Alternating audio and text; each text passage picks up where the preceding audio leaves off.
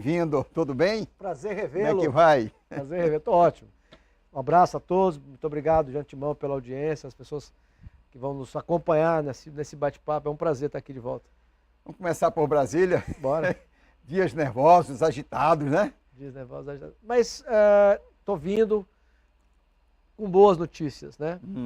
O ministro Flávio Dino, na minha opinião, de forma exagerada, mas eu concordo que as emendas, seja de RP9, RP8, de comissão, as tais de PIX e tal, tinham como melhorar.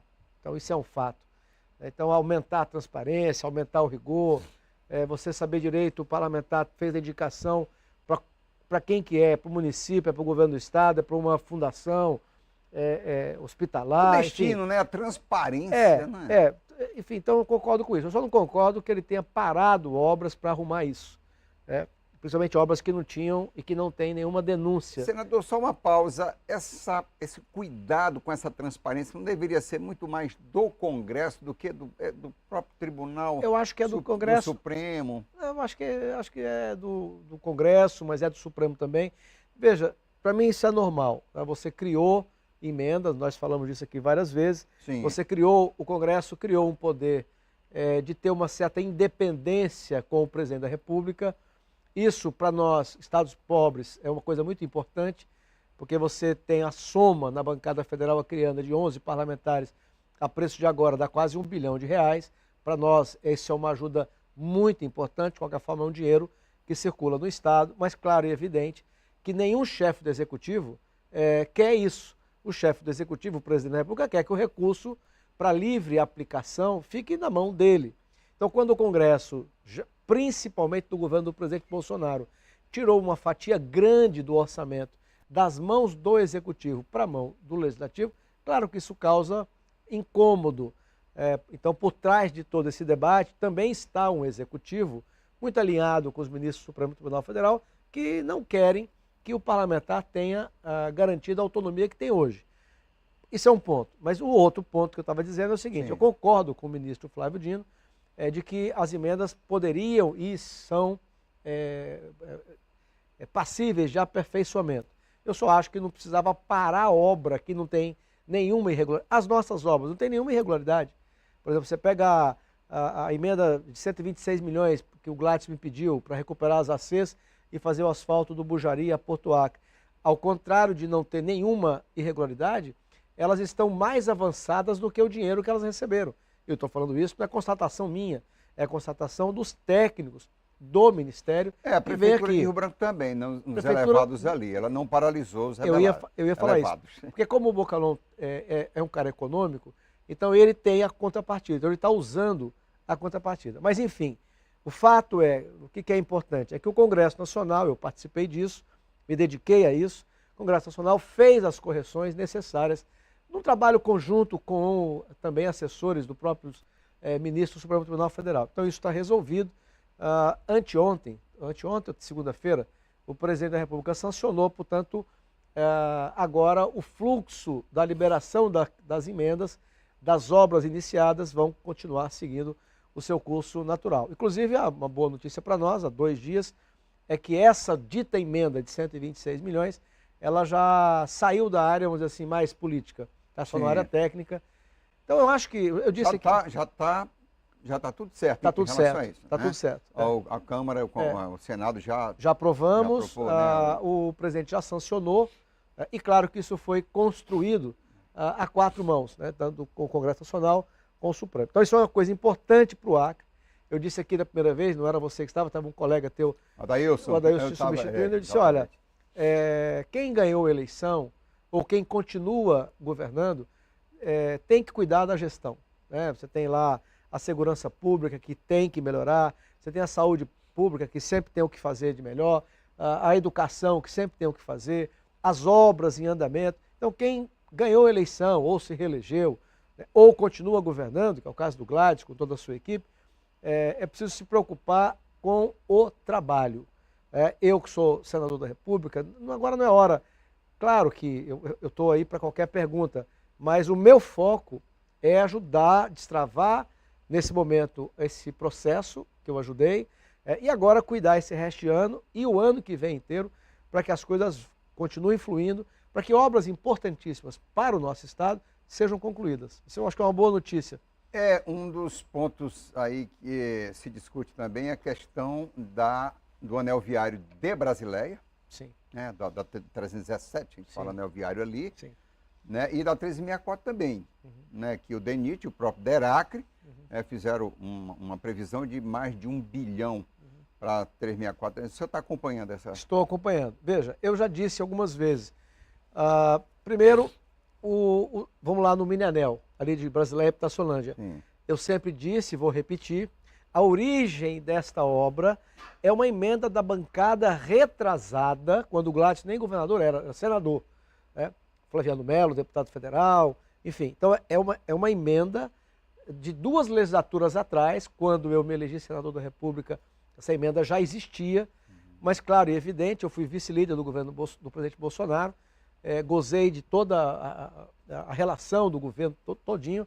Então, aquela emenda foi uma das que nós conseguimos, que mesmo no governo do presidente Bolsonaro, que não era emenda impositiva, ele iniciasse a liberação. E foi isso que aconteceu, cedendo, naquela época, eu participei de tudo isso, cedendo o DENIT para o governo do Estado executar a obra.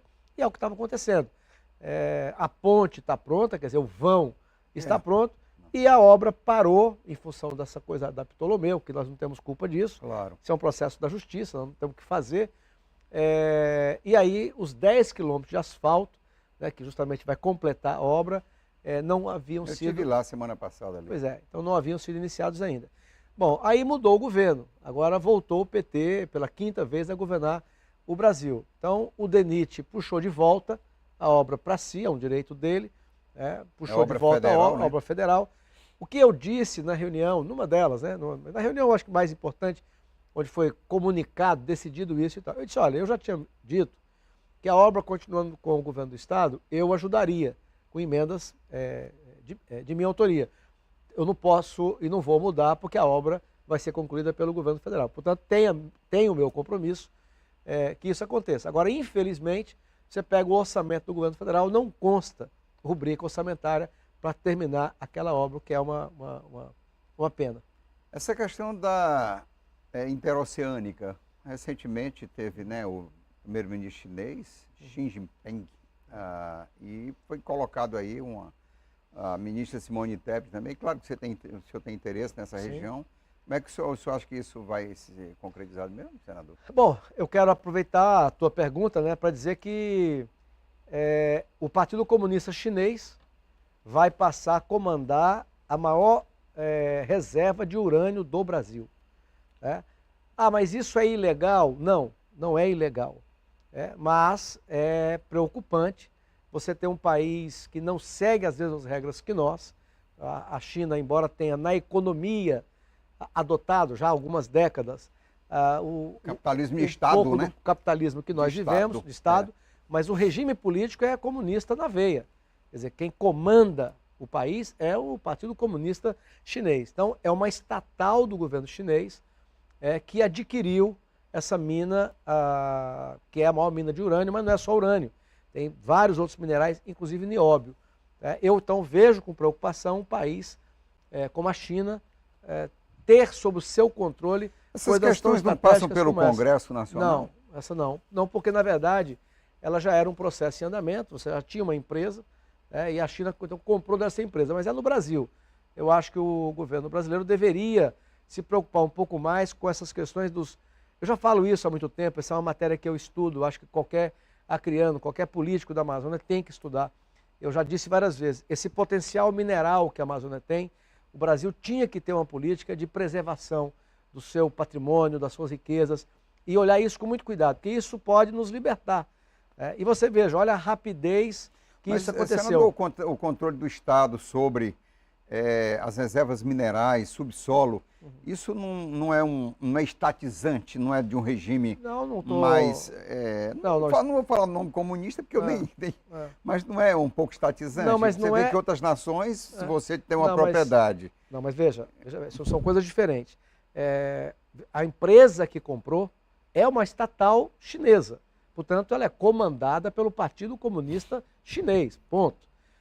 eu não defendo que o Brasil crie estatais. Pelo contrário, eu quero que ele venda estatais. Agora, os ministérios brasileiros, uma questão de soberania nacional, você tem que ter o mínimo de controle e regras sobre patrimônio. Por exemplo, urânio é usado para indústrias bélicas. Enriquecimento. Mas para a saúde, também para a medicina. E nuclear também. O nióbio é utilizado para altíssima tecnologia de foguetes, coisas importantíssimas. Celulares, né? E tal. Então, eu acho que a Amazônia, ela já não tem o Brasil como seu controlador. Aqui manda a França do Macron. Né? Esse mau elemento, picareta. Eu tenho maior antipatia desse sujeito. Eu já vi. Ele vem aqui no Brasil. Seus vídeos aí, eu sou sacaneio. Mas ele é um mau caráter. Quer dizer, o que ele fez agora, por exemplo? Teve a questão da carne, né? E o governo apoiou. A ministra da Agricultura da França. Então, o que acontece é que eles subsidiam em larguíssima escala os produtores franceses, porque senão o produto brasileiro entra lá com mais tranquilidade. E ele é um dos que financiam a ONG no Brasil para criar uma militância favorável ao interesse deles. Então, essa questão do patrimônio brasileiro, eu acho que o governo brasileiro, de forma geral, não é só agora, nesse episódio do Partido Comunista Chinês, a China mandar na maior usina de urânio do Brasil. É uma questão de soberania nacional. Quer dizer, nenhum país do mundo que se mostre um pouco sério permite que potências estrangeiras controlem. E veja, você não tem sequer um trabalho profundo do Brasil para averiguar o tamanho daquela riqueza. Ela pode ser muito maior do que o que está detectado. Não existe uma legislação, inclusive a Constituição do Brasil, ela prevê, né, as regras para uma empresa estrangeira, exploração de subsolo ou de setores estratégicos, como energia. No governo atual, eles vão pela cara, né? Enfim, liberaram para a China comprou, e agora ela tem hoje a maior mina de urânio do Brasil, está controlada hoje pelo governo chinês. A China tem um plano de dominação mundial. Eu só estou dizendo assim, não é ilegal, mas é estranho você perceber mais uma atitude de países estrangeiros que contém controle sobre a Amazônia muito mais do que nós brasileiros. E a troco de nada. Você vê, mais uma vez acabou agora a COP. Aliás, até eu li o Luiz Carlos falando sobre isso. E eu concordo com ele. A COP lá no Azerbaijão. Lá e o que resolveu? Nada. É mais o mesmo. Baku. A promessa. A capital do Azerbaijão, né? Baku. E sempre é assim. Os países ricos, né, que utilizam seus recursos naturais, dizem para os pobres: olha, vocês não podem fazer o que nós fizemos, senão o planeta entrará em Mas não crise. entra aí o crédito carbono? Como é que o senhor vê hoje Eu votei contra. Pois é, eu queria saber a sua opinião sobre o crédito carbono. Porque para mim é uma piada. Você destrói aqui, preserva aqui, você paga para o cara preservar. E você acha que não funciona isso? E não funcionou até hoje, por que vai funcionar agora? Eu estive nos Estados Unidos no ano passado, na Semana do Clima. Eles têm as suas demandas, a Alemanha tem as suas demandas, a França tem as suas demandas. Tá aí, ó, por que a Europa, que é tão boazinha, e o Brasil... Nunca foi, né? Então, nunca foi. Então, o eurocentrismo, a gente sabe, né? Roubaram todo o ouro das Américas, né? Todo da ouro. América Latina. Do pau-brasil, a ouro, a prata, e continuam. Enfim, então a COP é isso. Quer dizer, a ideia, e crédito carbono é a mesma coisa. Qual que é a ideia? Os países ricos olham para os países pobres e dizem o seguinte: olha, pessoal, se vocês fizerem o que nós fizemos, o planeta vai entrar em colapso. Então, não façam o que nós fizemos e nós, os ricos, nós os compensaremos. Isso é promessa de 30 anos. 100 bilhões de dólares. Talvez até mais. Né? Talvez até mais. 100 bilhões de dólares, primeira vez que prometeram anual, era em 2008. E vai passando de um ano para o outro e nada. Aí o que eles fazem? Aí eles pegam, mandam dinheiro. Fundo Amazônia. Que vai parar nas ONGs ligadas à esquerda brasileira. Para mim, Astério, o maior roubo, o maior assalto do Brasil não foi o Mensalão nem o Petrolão.